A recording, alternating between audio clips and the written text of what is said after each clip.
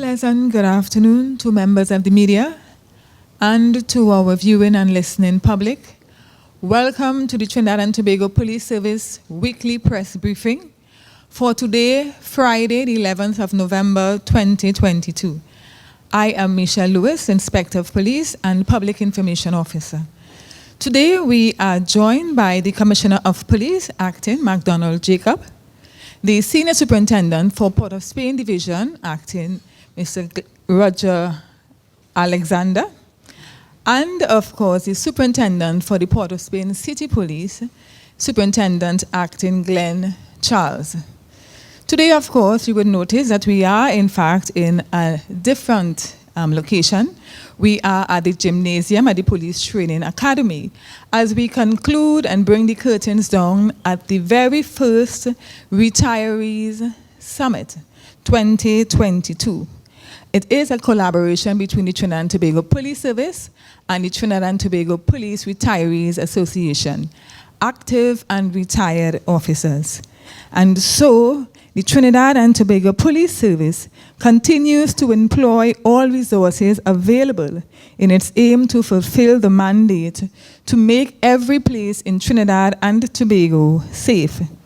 The police service is mindful that news headlines of murders is not in the best interest of the country, and so we remain resilient and will not shudder as if in defeat. We will continue to push forward. Over the past year, we have increased capacity and output by police officers attached to the Homicide Bureau of Investigation. Several forensic training has been done to improve their investigative capacity, utilizing various contemporary law enforcement approaches, such as intelligence-led policing and leveraging technological advances by the way we collect and analyze data to generate valuable intelligence information. The recent certification of officers in the field of ballistic testing and other investigative technologies has bolstered and supported traditional investigative techniques. The incorporation of the 21st century policing approaches with existing established elements of policing has led to breakthroughs in various homicide cases. This is the core of law enforcement and the driver of the TTPS as set out in our strategic plan 2022-2024. We continue to raise the standard of investigative policing and in particular to solve homicide matters. This is evident in the solving of the double murder which occurred 2 weeks ago in St. James. 3 men have been charged with the murder of Corey Clark, age 30, and Samantha Patrick, age 31, which occurred on Wednesday, the 26th of October, 2022. They appeared before Magistrate Maureen Babulal Ghaffur in the Port of Spain Magistrates Court yesterday. The matter was adjourned to December 8, 2022. The 3 men charged with the murder are Nickel Batiste, a.k.a. Fish, age 32, Ian Francis, a.k.a. Boy B, age 27, and Russell Pacheco, a.k.a. Massa, all of St. James. And they were also charged with possession of firearm to endanger life and possession of ammunition to endanger life. Batiste faces an additional charge of possession of ammunition, possession of marijuana. Clark and Patrick were found dead in their homes following reports of loud explosion in the district where police responded. Their child was found alive and uninjured next to their bodies. The men were arrested by officers of the Homicide Bureau of Investigation Region 1 and charged by Corporal Vivek, Acting Corporal Vivek, and WPC Clinton on Friday, the 4th of November, 2022. The charge was laid following advice received by the Director of Public Prosecution, Roger Gaspard, SC, on Tuesday, the 8th of November, 2022. The investigations were supervised by ASP Acting Simon, Inspectors Lynch and Mungrue, and Sergeants Ramsumiru, all of Homicide Region 1, with, of course, the assistance of Inspector Grant and the Corporals Khan and Clement, and officers attached to the Western Division Task Force. All reports of homicide still engage the attention of the police. What may be termed as cold cases are still actively being investigated by homicide officers. Just yesterday, Keon Nelson, also known as Vado, was together charged with persons for the offense of murder, possession of firearm with intent, possession of ammunition with intent, shooting with intent. The charges stem from a 2015 murder of Marlon Crooks, who was fatally shot in Belmont, and the wounding of another male victim. As we work tirelessly to solve the murders and to bring perpetrators to justice, the Trinidad and Tobago Police Service is also tackling the scourge of gun violence head-on. Our efforts are unyielding and unrelenting in all that we do to remove illegal guns from communities. The Trinidad and Tobago Police Service achieved tremendous success in the recovery of firearms for the year thus far. 600 firearms have been removed from the hands of criminals and off the streets in Trinidad and Tobago. 103 of those recovered firearms were high-powered rifles, high-powered weapons. The Trinidad and Tobago Police Service has also seized 12,850 rounds of ammunition of varying caliber. In the Central Division, a Las Lomas couple was arrested for possession of firearm and ammunition by officers in that division. And during that anti-crime exercise conducted in the Endeavour District on Wednesday morning, officers of the Chaguanas Police Station were engaged in active directive patrol in the vicinity of Edinburgh Overpass when around 10:55 a.m. on Wednesday, the 8th of November 2022, they stopped a black Suzuki motor car with 2 occupants.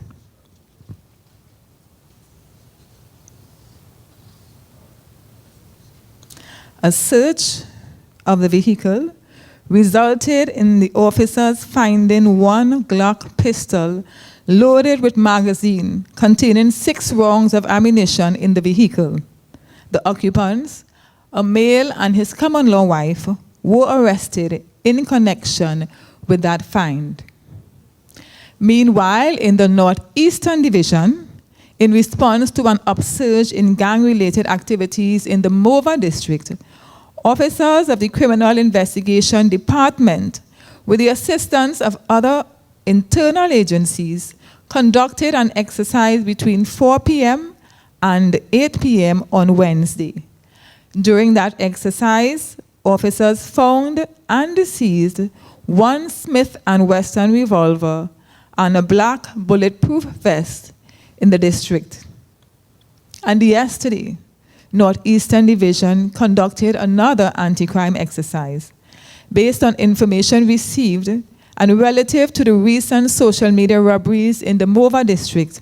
A 21-year-old suspect of Bagatelle Road, San Juan, was arrested, and 1 revolver and 10 rounds of .22 mm ammunition were found and seized. This exercise was spearheaded by the Senior Superintendent Maharaj, Acting Sup Edwards, ASP Singh, and coordinated by Inspector Barrett and a team of other officers, including the Northeastern Division Task Force and Anti-Gang and Intelligence Unit.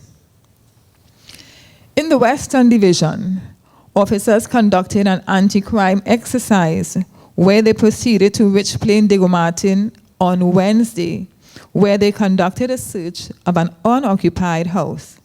The search resulted in officers finding 2 pistols loaded with a quantity of ammunition, a hooded jacket, 2 ski masks, gloves, and trousers. In other exercises conducted across Southern and Eastern Division, 4 persons were arrested for possession of a quantity of ammunition. Also on Monday night, officers of the Interagency Task Force, with the assistance of the Guard and Emergency Branch, conducted a series of mobile and foot patrols in the Beetham Garden District, following reports of loud explosions. During this exercise, officers found and seized 1 high-power rifle loaded with a magazine containing 10 rounds of ammunition. This was the 600-gun seizure by the Trinidad and Tobago Police Service for 2022 thus far. This exercise was spearheaded by the Commissioner of Police Acting, Mr. MacDonald Jacob, Assistant Commissioner of Police, Mr. Thomason, Senior Superintendents of Police, Subero and Eli, and a team of officers. The Trinidad and Tobago Police Service remain committed, and we underscore the importance of stakeholders and community partnership in our fight against crime.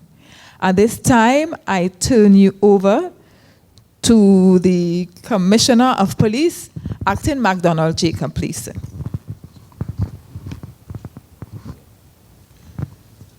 Yeah, good afternoon to all on our viewership. Again, it's a pleasure to be here to address you all. And I think everyone heard the Inspector Lewis indicating our successes as it relates to the whole aspect of the homicide investigations. First, I want to continue giving the encouragement to all the investigators at the homicide department for the good work that they are doing, and all the other officers who are supporting them and assisting them in doing the work, our scientific officers who are working at the Special Evidence Recovery Unit, and our 14 officers who are based at the Forensic Science Center. In most of these instances, you will find that because of the work being done by our scientific officers, they are able now to reach the threshold by the use of the ballistics and other forms of scientific work, so that we are able now to charge additional persons who are involved and responsible for the number of murders that we are having in Trinidad and Tobago. So I must again congratulate them on the work and give them encouragement, because one of the main means of crime prevention is in fact when it occurred, to ensure that we can arrest the persons who are responsible for it to act as a deterrent to others and a specific deterrent to these individuals who commit these crimes. So again, thank you very much to the homicide, and I want them to continue doing the work. But as I am dealing with firearms, you know, at this stage we have reached the point of the seizure of 600 firearms for this year so far. Is that sufficient? I will say no. We got to continue working, making all the necessary attempts to recover and seize firearms. We have a firearm initiative being conducted at this point in time, which is a combination of work being done by the Trinidad and Tobago Police Service in conjunction with the Defense Force and other agencies in order to rid the streets and our communities of the firearms. We are also continue our relationship with the international body, the Alcohol, Tobacco and Firearm Bureau, Homeland Security, the FBI and others, because it is totally necessary to work with these agencies, because we are sure where most of our firearms are coming from. And you realize that within the last 2 weeks, we had incidents where persons who in the US who is linked with Trinidad were in fact charged for illegally importing firearms into Trinidad and Tobago. So we continuously doing the hard work in order to rid the streets and our communities of the illegal firearms. I will wish to touch now on the whole aspect of legal firearms.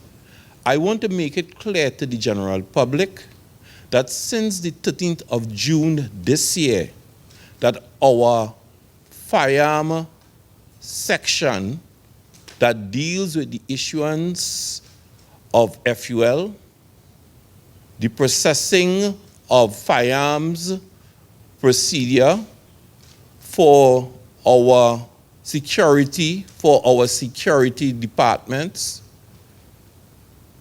is up and functioning since the 13th.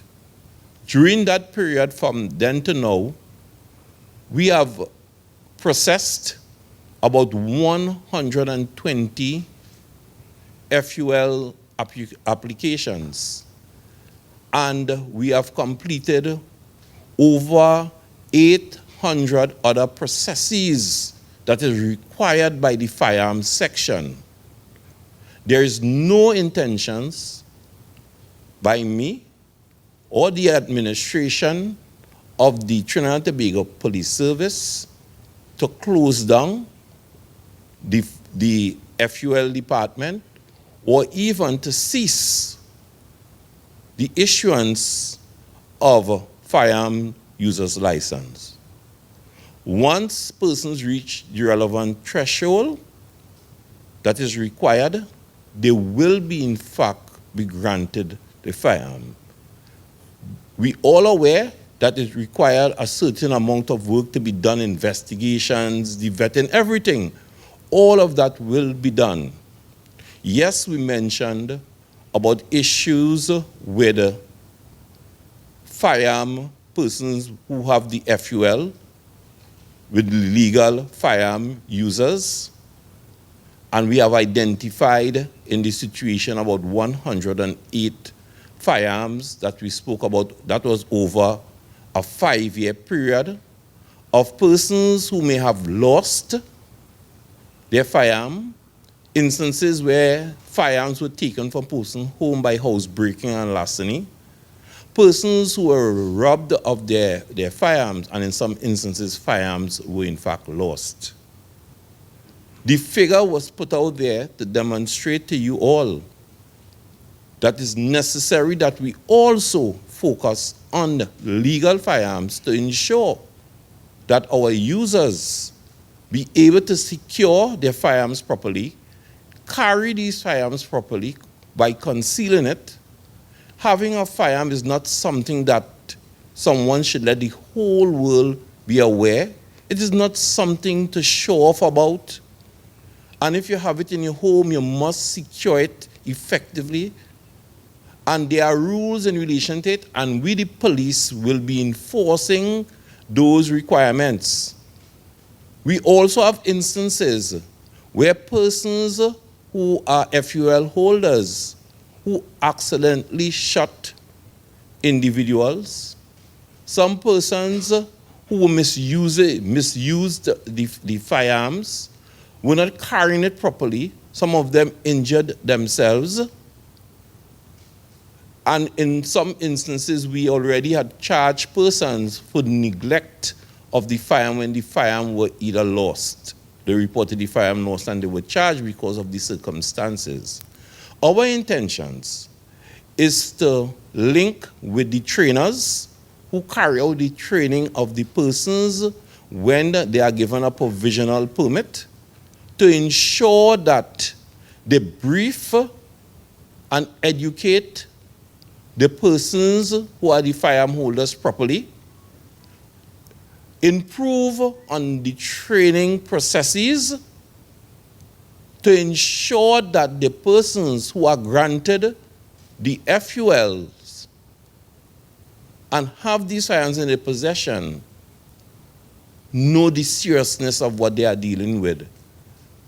What we are trying to do, we are trying not to have another problem existing on another front, meaning to say, we already have the problem existing with illegal firearms. We don't want the problem now where legal firearms now turn into illegal firearms into the hands of others or causing death in our country. So when we talk about the aspect of legal firearms, it's not to prevent persons from obtaining the FUL, but to tighten up things for the benefit of all of us in the country. Yes, I mentioned that we are reviewing the Firearms Act together with the Attorney General Office headed by the, OLEP. And that is being done to tighten up particular procedures that within the Firearms Act to ensure that the majority of persons in Trinidad and Tobago can in fact be protected. We saw the loopholes and it is necessary that we work on it. So all our efforts with the aspect of legal firearms is to ensure the safety and security of the holders of the firearms, their families, and the other persons who exist within the community. We'll continue working on that aspect, but I want to reinforce the point again. There is no intentions to deprive individuals who applied for FULs and reach the threshold to deny them. That there is no intentions to do that at all. The other point that I want to deal with is in relation to why we are at this point here. Inspector Lewis mentioned that this is really dealing with a combination of work being done by our Retirees Association, and the present administration of the Trinidad and Tobago Police Service. We simply call it conversations with the best and finest of our retirees. The best and finest, that is police officers, career police officers who have served us with distinction and are specialized in various areas to help transfer some of their knowledge and experience to our younger officers. Policing is very dynamic. It is quite unique. Experience and knowledge is important. And our attrition rate in the police service over the years have been very high. And we have a lot of young officers holding positions. And we are saying, how can we propel the learning process? And we felt, together with the Retirees Association, that this entire week's seminar was totally necessary. And it will continue at different stages into next year, that we will have other seminars in these specialized areas to build the capacity of our officers. And also, it is being done in order to build that relationship with our retirees that will instill a certain amount of respect and admiration by our young officers looking at our retirees and knowing what part they can play. Some persons question that aspect. How are we bringing back retirees to talk to our officers about investigation, about policing in these contemporary times? The foundation of policing comes from the traditional aspect. And all the foundation aspects, it remain throughout. It don't move. What moves is additional technology, information technology, technological tools to help the police in these times. But there are certain basic things that are required in doing policing that resides with our retirees. So in spite of all these technological tools, it cannot replace the basic aspect that is required to do policing and especially police investigation. So our whole purpose is to foster that relationship and build capacity of our younger police officers in the Trinidad and Tobago Police Service. Today ended up in where I just, together with the acting Deputy Commissioner Operations, Ms. Erla Christopher, we just completed a session at the police headquarters with 4 of our career commissioners. That is Mr. Stephen Williams, Mr. Trevor Paul, Mr. Everell Snaggs, and Mr. James Filbert, to have discussions in relation to that higher level that is required in the upper echelons of the police service, dealing with administrative and other crime-fighting strategies, where they are bringing their experience over the years to guide us and to have an exchange of ideas.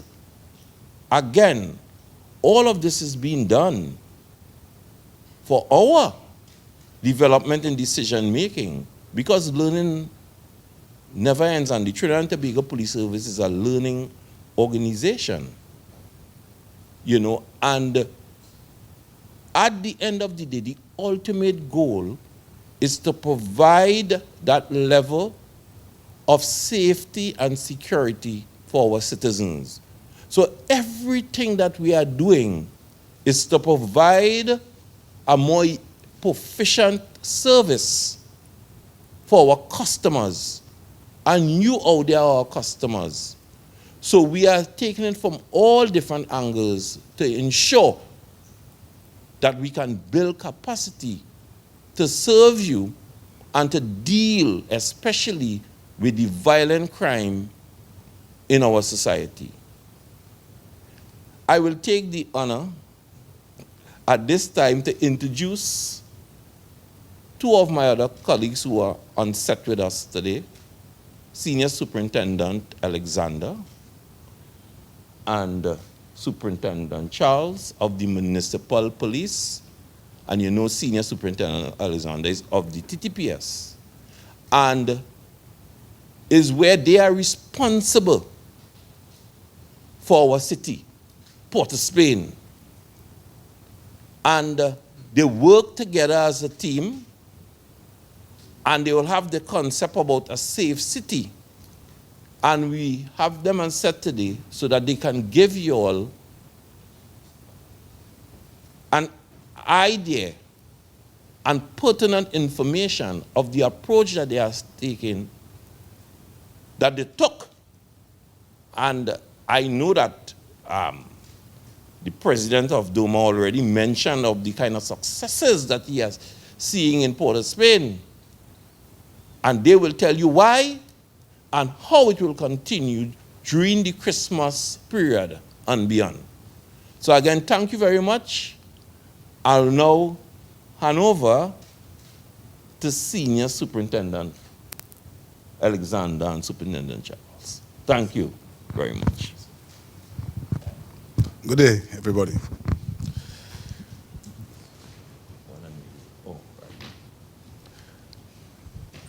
My responsibility since taking over the senior superintendent post in charge of the Port of Spain division in early September, my main focus is how to treat with crime and public safety. Now, to achieve this goal, I know that I had to take a holistic approach, a unified crime approach, and to partner with stakeholders and one of the main contributors to what is happening in the city, the Trinidad and Tobago Port of Spain City Police. You see Mr. Charles right here. This is not a strange thing. You see us sitting together because that is what we do. We understand our role and responsibility in the city, and we intend to carry it out. On my arrival, I immediately communicated with the Commissioner of Police, and we put some strategies in place and some initiatives. Using both the strategic and operational plan, I set up an initiative called the Safe City Initiative. That Safe City Initiative, using policing from every aspect in Port of Spain, inclusive of my other colleagues, the Guard and Emergency Branch and the IATF. And also the implementation of directive patrols, active directive patrols in the city of Port of Spain. So if you come to the city of Port of Spain, you will realize that there's a blanket of blue over the city. And the areas that we cannot reach, the citizens, we are partnered with the citizens to ensure that they will pull that blanket of blue over the areas that we cannot cover. It's actually like deputizing persons, explaining to them that level of responsibility that every citizen must carry in this fight against crime, because we cannot do it alone. What we continue to do is to put initiative using technology to take guns off the nation streets, to stop this influx of persons coming into Port of Spain and afraid to shop. This must not happen under my watch. If you come to Port of Spain, you must come to Port of Spain, shop, and if you forget something on your way home, you could come back, and then you could go again. So we have put strategies in place together with my colleagues from the City Police under Superintendent Charles. One of our biggest concerns in Port of Spain, as everyone should know, we are the city where most gang leaders reside. Again, with initiative from the Commissioner of Police and other stakeholders, we have improved our gang unit. Give them particular assignments. And within the next couple of months, I made a promise to you all. I made a promise to you all very early that we intend to dismantle gangs for ourselves. And if they choose, they can dismantle a gang on their own before. We are looking at legislations together with agencies from outside of Trinidad and Tobago, because the main focus, as I said before, is to make every place in Trinidad and Tobago safe. So how can you come to the city from wherever you came from and you're not feeling safe? We took into consideration also what is being said by the American Embassy. That must bother us as law enforcement officers, because we don't want that type of information to go out there and for persons to say it's true. So we intend to fix it. Within the next couple of weeks, as of the 21st, the ships start to arrive in Port of Spain.